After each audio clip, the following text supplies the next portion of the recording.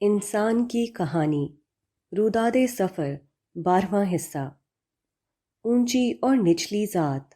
ہندو دھرم میں ذات پات کا تصور ان کی دیومالا کے علاوہ ایک دوسرا مسئلہ ہے جو جدید تعلیم یافتہ ہندوؤں کے لیے ایک مسئلہ بن چکی ہے۔ ہندوستان میں نچلی ذات کے ہندوؤں کے حالات بہتر بنانے کی کوشش کی جا رہی ہے، مگر سماجی سطح پر جو فرق صدیوں سے قائم ہے اسے ختم کرنا آسان نہیں۔ مٹھی میں مجھے اس فرق کا پوری طرح اندازہ اس مندر میں ہو گیا۔ میں نے یہاں موجود بچوں سے تفصیلی بات چیت کی، جیسا کہ پیچھے عرض کیا کہ یہ بچے بڑے پجاری کے خاندان کے تھے۔ یہ بچے ویسے ہی لگ رہے تھے جیسے ہمارے ہاں گرامر سکولوں میں پڑھنے والے بچے ہوتے ہیں، باشعور، پر اعتماد، سرخ و سفید اور صحت مند۔ ان بچوں سے میں نے وہاں موجود دیوی دیوتاؤں کی مورتیوں اور ان کے باہمی رشتوں کے بارے میں تفصیلی معلومات حاصل کیں، جو بچوں نے خوشی خوشی فراہم کی۔ اس کے برعکس جو دوسرے بچے ہم نے باہر دیکھے، ان کی شکلیں ان کی ذات کا بیان تھیں۔ ان دونوں قسم کے بچوں میں وہی فرق تھا جو ہمارے ہاں غریبوں اور امیروں کے بچوں میں ہوتا ہے۔ دنیا بھر میں امیروں اور غریبوں میں اسی طرح فرق ہوتا ہے، مگر آج سے 3500 برس قبل جب شمالی ایشیا سے آنے والے آریہ حملہ آوروں نے ہندوستان پر قبضہ کیا تو مقامی اکثریت کی سیاسی محکومی کو مستقل بنانے کے لیے ان کو سب سے نچلی ذات اور خود کو 3 بلند ذاتوں میں تقسیم کر دیا، اور اس کو مذہبی تقسیم قرار دے دیا۔ رگ وید جیسی قدیم ترین مذہبی کتابوں میں اس طبقاتی تقسیم کا ذکر ملتا ہے۔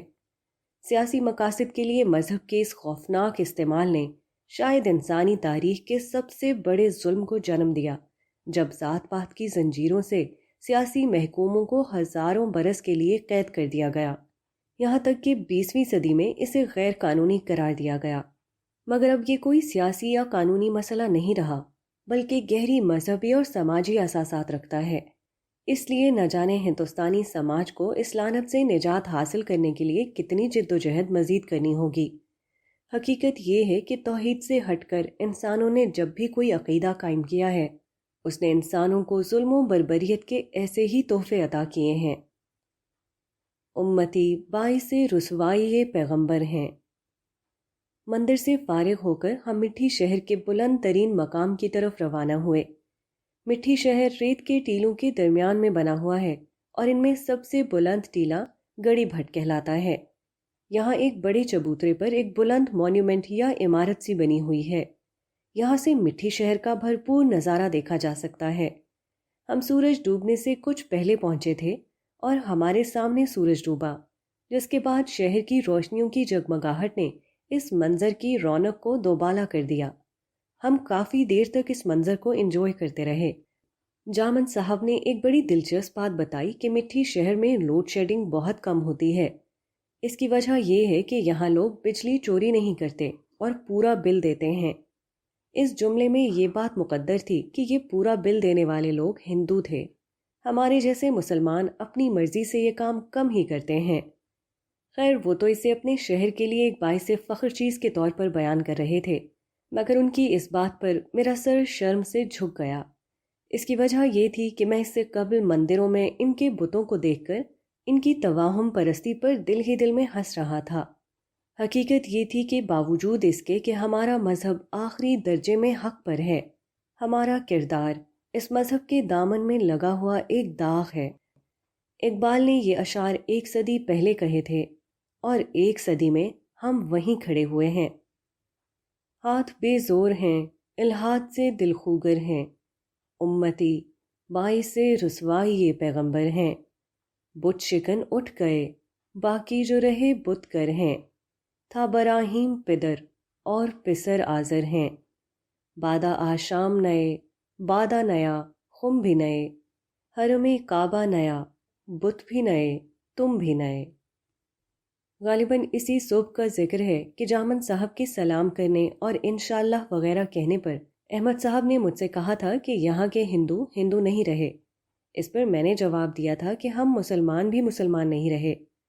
حقیقت یہ ہے کہ مٹھی کے ہندو ثقافتی، جغرافیائی اور قومی لحاظ سے ہمارے جیسے ہیں۔ فرق صرف مذہب کا ہے، اور مذہب کا فرق اگر یہ فرق پیدا کر رہا ہو کہ کچھ لوگوں کے ہاں چوری معمول کی بات ہو اور کچھ لوگوں کے ہاں اس کا رواج نہ ہو، تو ہمیں سنجیدگی سے سوچنا چاہیے کہ ہم اپنے مذہب کا تعارف کیسے کراتے ہیں۔ حقیقت یہ ہے کہ مسلمان اسلام کے تعارف کے لیے کچھ نہ کریں، صرف اپنے عمل سے اس بے مثال مذہب کو بدنام نہ کریں تو بھی یہ اسلام کی بہت بڑی خدمت ہوگی۔ خدا سے مانگنے کا طریقہ۔ یہ جگہ شہر کا سب سے اہم تفریحی اور سماجی مقام بھی ہے۔ اہم مواقع پر یہاں مختلف تقریبات ہوتی ہیں۔ اس کے لیے یہاں ٹیلے کی بلندی پر کافی بڑی جگہ تھی جہاں ہزاروں لوگوں کے بیٹھنے کی گنجائش تھی۔ مقامی لوگوں کے علاوہ باہر سے آنے والے بھی یہاں ضرور آتے تھے کیونکہ یہاں سے مٹی کا نظارہ بہت خوبصورت لگتا تھا۔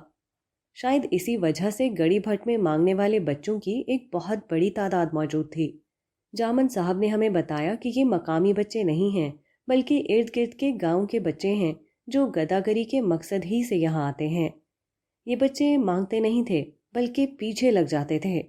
ان سے جان چھڑانا بہت مشکل کام تھا۔ جامن صاحب نے میرا ارادہ بھانپتے ہوئے مجھے خبردار کیا کہ کسی ایک بچے کو بھی آپ نے کچھ دیا تو باقیوں نے بھی آپ کو نہیں چھوڑنا۔ اس موقع پر مجھے احساس ہوا کہ خدا کتنا عظیم ہے کہ وہ ساری کائنات کو بلا مانگے اور مسلسل دیتا ہے۔ وہ مانگنے والوں کو دھتکارتا نہیں بلکہ جو اس سے مانگتے ہیں وہ اس کی نگاہ میں معزز ہوتے ہیں۔ وہ تو نہ مانگنے والوں اور غیر اللہ سے مانگنے والوں سے ناراض ہوتا ہے۔ اس کی طاقت لامتناہی اور خزانے لامحدود ہیں۔ بس بندہ یہ طے کر لے کہ ان بچوں کی طرح اسے مالک کے پیچھے لگ جانا ہے۔ جب کوئی بندہ خدا کے پیچھے لگ جاتا ہے اور مسلسل ایک چیز مانگتا رہتا ہے تو آخرکار اسے وہ چیز ضرور ملتی ہے۔ نہ ملے تو پھر یقیناً اس سے بھی بہتر کوئی بدلہ اس کے لیے دنیا یا آخرت میں تیار ہو جاتا ہے جو جلد یا بدیر اسے دے دیا جاتا ہے۔ بس ہوتا یہ ہے کہ ہمیں جب اپنی مانگی ہوئی چیز مل جاتی ہے تو وہ بے وقت اور معمولی ہو جاتی ہے۔ ہم شکر گزاری بھول جاتے ہیں۔ اگر بدلہ کسی اور نعمت کی شکل میں ملے تو بھول جاتے ہیں کہ یہ خدا کی وہ عنایت ہے جو ہماری فریاد کے جواب میں کی گئی ہے۔ ہم اسے اپنی ذہانت اور صلاحیت کے کھاتے میں ڈال دیتے ہیں۔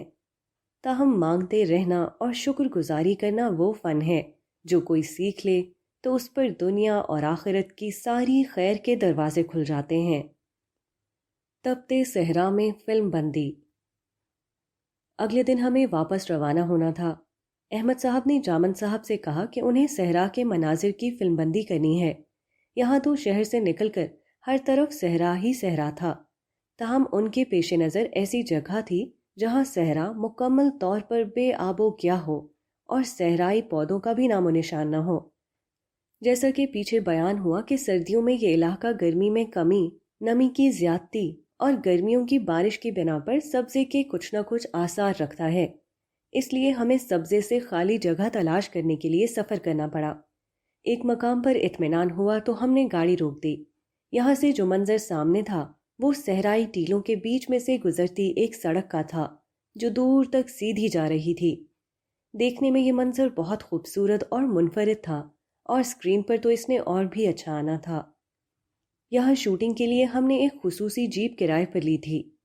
منظر کچھ اس طرح ریکارڈ کیا جانا تھا کہ میں یہ جیپ صحرائی سڑک پر چلاتا ہوا آ رہا ہوں اور ایک جگہ جیپ روک کر صحرائی ٹیلوں پر چڑھتا چلا جاتا ہوں، پھر وہاں سے واپس آ کر جیپ میں بیٹھ کر اسے چلاتا ہوا روانہ ہو جاتا ہوں۔ اسکرین پر یہ منظر شاید چند منٹ کا بھی نہ آئے، مگر تپتی ہوئی دوپہر میں کئی گھنٹوں میں پوری ہونے والی شوٹ ڈاکیومنٹری کی مشکل ترین عکس بندیوں میں سے ایک تھی۔ اس عکس بندی کی 3 مراحل تھے۔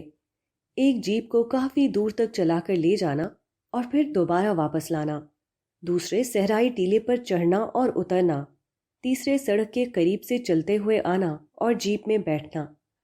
عام حالات میں یہ کوئی زیادہ مشکل کام نہ تھا، مگر اس وقت مئی کا مہینہ خاتمے پر تھا۔ دوپہر کا تپتا ہوا صحرا، گرم ہوا اور نیچے صحرائی ریت تھی۔ میرے سینڈل کے صحرائی ریت میں دھنسنے کے بعد پیروں کی کیفیت وہ تھی جو بھٹی میں بھنتے ہوئے چنوں کی ہوتی ہے۔ جیپ کا اے سی کام کر رہا ہو تو شاید اس میں بیٹھ کر کچھ فرق پڑ جاتا، مگر مسلسل دھوپ میں کھڑے رہ کر شوٹ کرنا اور پھر جیپ میں گرم ہوا کے تھپیڑے کھاتے ہوئے طویل فاصلہ طے کرنا ایک بہت مشکل کام تھا۔ اس پر مستزاد میرا لباس تھا جس میں واسکٹ کوٹ بھی شامل تھی۔ جیپ میں بیٹھ کر میں قدرے سکون میں ہوتا تھا، کیونکہ ہوا گرم سہی پر کچھ نہ کچھ مل جاتی تھی، مگر ٹیلے پر چڑھنا اور اترنا بہت مشکل مرحلہ تھا۔ مگر میں اس دوران میں ایک ہی چیز یاد کرتا رہا کہ جنگ تبوک میں رسول اللہ صلی اللہ علیہ وسلم اور صحابہ کرام نے اس سے شدید تر گرمی میں اونٹوں پر سینکڑوں میل کا سفر طے کیا تھا۔ گرم ہوا اور تپتی دوپہر اور جھلسا دینے والی مٹی نے ان کی جلد، چہرے، پاؤں کو مہینوں جھلسایا تھا۔ اس عظیم قربانی کا سوچ کر کچھ دیر کی اپنی یہ مشقت بہت ہلکی محسوس ہوئی۔ میں نے یہ سوچ کر اللہ کا شکر ادا کیا کہ اس نے یہ مشقت ڈال کر اپنی راہ میں ایک نوعیت کے جہاد کی سعادت عطا فرما دی۔ اس شوٹ کی ایک دلچسپ بات یہ تھی کہ عمران ایک اسکوٹر پر سوار ہو کر میری فلم بنا رہے تھے۔ وہ پچھلی سیٹ پر الٹے بیٹھے یہ کام کر رہے تھے، مگر جب انہیں محسوس ہوا کہ اسکوٹر کے چلنے سے کیمرہ ہل رہا ہے تو وہ پچھلی سیٹ سے اترے اور موٹر سائیکل کی ٹینکی پر ٹانگیں پھیلا کر اس طرح بیٹھ گئے کہ موٹر سائیکل چلانے والے کے کندھے پر ہاتھ رکھ کر کیمرے کو ساکن کر دیا۔ وہ کافی دیر تک اسی حالت میں ریکارڈنگ کرتے رہے۔ ریکارڈنگ ختم ہوئی تو میں نے ان سے کہا کہ ریکارڈنگ تو آپ کی ہونی چاہیے تھی، کیونکہ اصل کام آپ نے کیا ہے۔ یہ شوٹنگ ختم کر کے ہم نے جامن صاحب کو الوداع کہا اور کراچی کی طرف روانہ ہو گئے۔ دوپہر کا کھانا سہ پہر کے وقت راستے میں ایک جگہ کھایا۔ اس جگہ کی خصوصیت یہ تھی کہ ہر جگہ قرآن و حدیث اور احادیث کے حوالے لکھے ہوئے تھے۔ ہوٹل میں کام کرنے والے سارے لوگ حلیے سے ٹھیٹھ مذہبی لگ رہے تھے، مگر ہوٹل میں گندگی اور مکھیاں اتنی زیادہ تھیں کہ بیٹھنا دوبھر ہو گیا۔ یہ ہوٹل اس دینی تربیت کا ایک مکمل نمونہ تھا جو برسہا برس سے ہمیں دی گئی ہے، جس میں اصل دینی تعلیم کبھی زیر بحث نہیں آتی اور کچھ ظواہر ہی کو سب کچھ سمجھ لیا گیا ہے۔ مغرب تک ہم کراچی پہنچ گئے۔ اس کے بعد کراچی میں کچھ اور شوٹس تھیں، مگر وہ بوجوہ نہ ہو سکیں۔ آخری دن ایک شوٹ عبدالسمی کے گھر پر تھی، جس میں اس کی تصویر کے سامنے کچھ مناظر ریکارڈ کیے جانے تھے۔ جس کے بعد پوری ٹیم کی سپر ہائی وے پر واقع KFC ریسٹورانٹ میں الوداعی دعوت کی گئی۔ لنچ کے بعد ٹیم بذریعہ وین لاہور کی طرف روانہ ہو گئی۔